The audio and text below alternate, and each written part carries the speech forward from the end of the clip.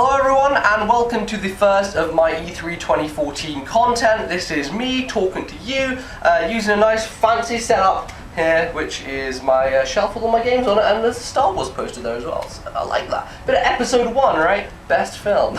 Anyway, I'm going to kick it off this week. We're going to go straight into Microsoft, and then on Thursday I'm going to do Sony, on Saturday I'm going to do Nintendo, and then after all the E3 stuff happens I'll do reaction vlogs and all that kind of stuff, so hopefully it'll be a good time. So I'm going to kick it off with Microsoft here, and let's just jump in. What do we think Microsoft are going to be bringing to E3? So some of the stuff they've already put out pre-E3 is pretty big, right? So you got your main things with Halo, right? Halo 5 Guardians, which has already been announced, we've got artwork for it. They said some stuff about it, and of course it is going to be 343 who are developing it again. Those guys, they took on the mantle from Bungie when Bungie left Microsoft, and of course Bungie now doing Destiny, which I'm sure will show up at the Sony press conference, probably. Seems like Bungie are kind of getting in bed with Sony, whereas Insomniac, who formerly did a lot of Sony exclusives, jumping in bed with Microsoft. But we'll get to that because Sunset Overdrive is another thing that's coming up. So anyway, yeah, Halo 5 Guardians is going to be a big thing for Microsoft. They're going to be doing a big reveal of that, I think. I think there's probably going to be like a CG trailer, maybe some gameplay, but it does seem like it's going to be a 2015 title, and I don't know. I mean, personally, I've never played a Halo game. I say, okay, there was this one time I went round to one of my friend's houses, and he had an original Xbox. I believe it was Halo 2 that we played. We just played like co-op going through the campaign. I don't remember a huge amount about it. At the time, I was, complete Nintendo fanboy. I had never had any kind of experience with other consoles, Xbox especially. I believe that's the one time I've ever played the original Xbox.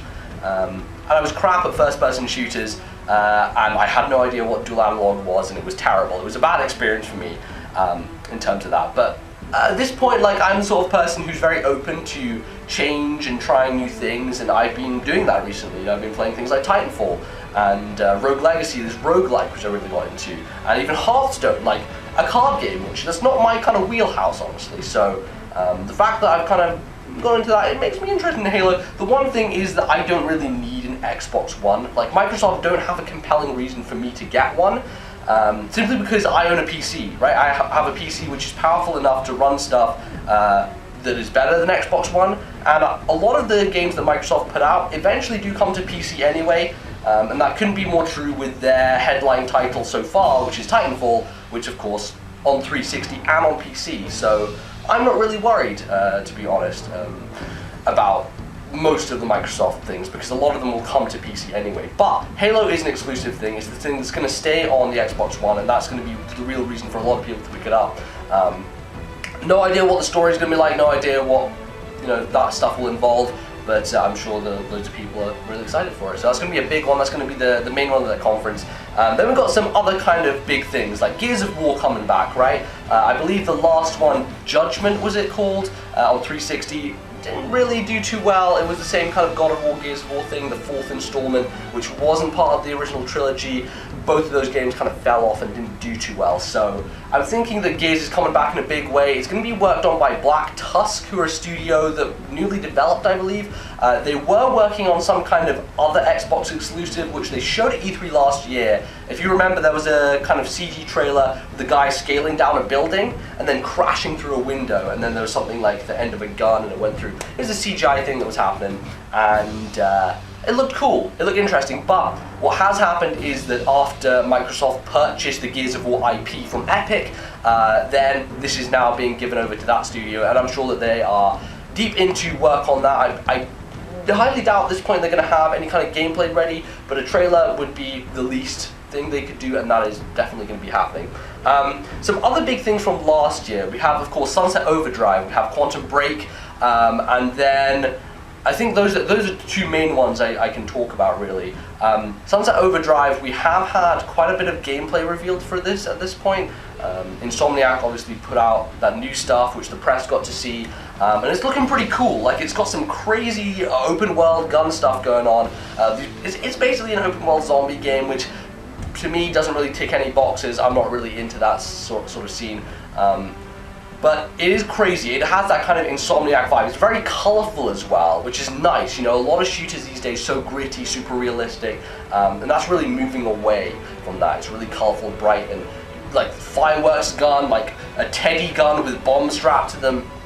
You know, I'm down with stuff like that. I kind of think that's pretty cool, and I'm interested, to be honest. So that's cool.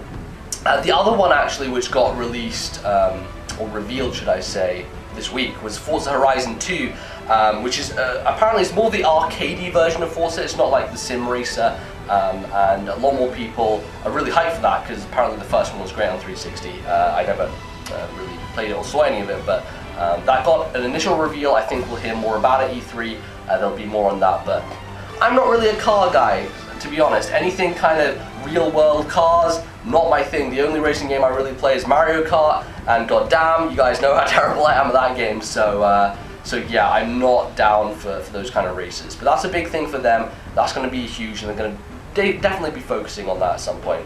And then the other one, Quantum Break, which is interesting because this is from Remedy, the guys who did Alan Wake, and they are kind of trying to blend the whole TV and game together, where they have a TV show built into the game that affects things and choices and that kind of stuff.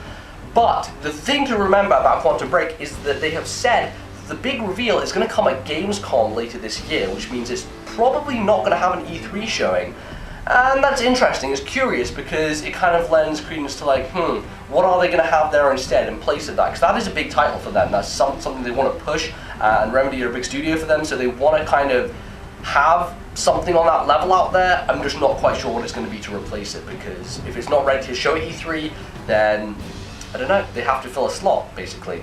Some other things to think about is Kinect, right? Because the day that the Microsoft press conference happens is the day they unveil they release to the public the non-Kinect bundle for Xbox, so you can just get the Xbox One without Kinect included for the same price as a PS4.